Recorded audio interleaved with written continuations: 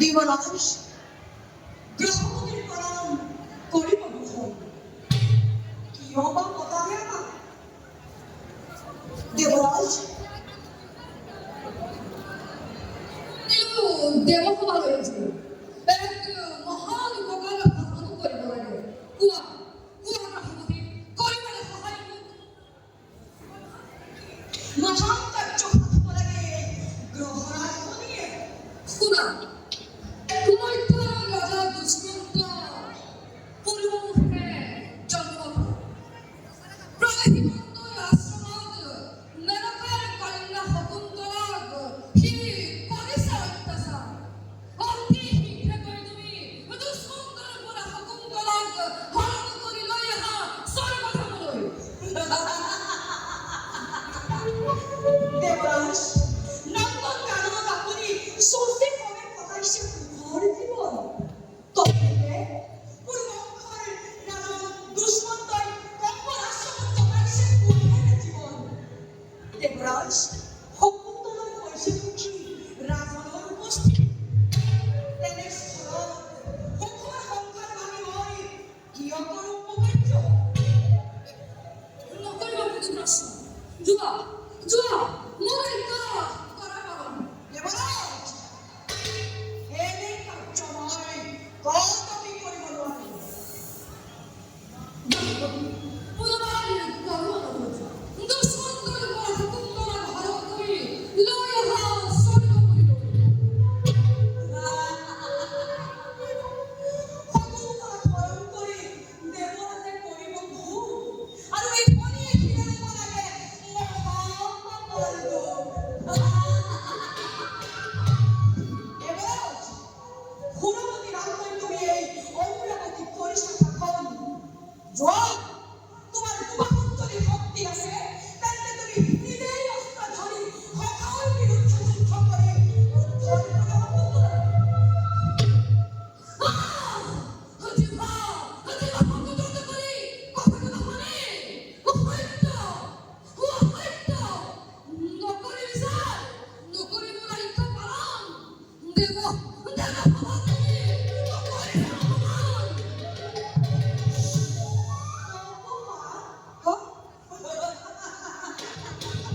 অপমান নহয় দেৱৰাজ, এয়া মোৰ উপদেশ। দেৱৰাজ, তুমি যদি এই অমৰাৱতীৰ মংগল কামনা কৰা তেন্তে তুমি এতিয়াই মনৰ পৰা শকুন্তলাক পৰিত্যাগ কৰা। নতুবা তোমাৰ দৰে শত সহস্ৰ দেৱৰাজলৈ ৰাজা দুষ্মন্তই নৰকৰে পুজিব। আৰু শুনা দেৱৰাজ, তোমাৰ দৰে দেৱতাক বন্দী কৰি ৰাখি থব শকুন্তলাৰ আচলৰ অন্তৰাল।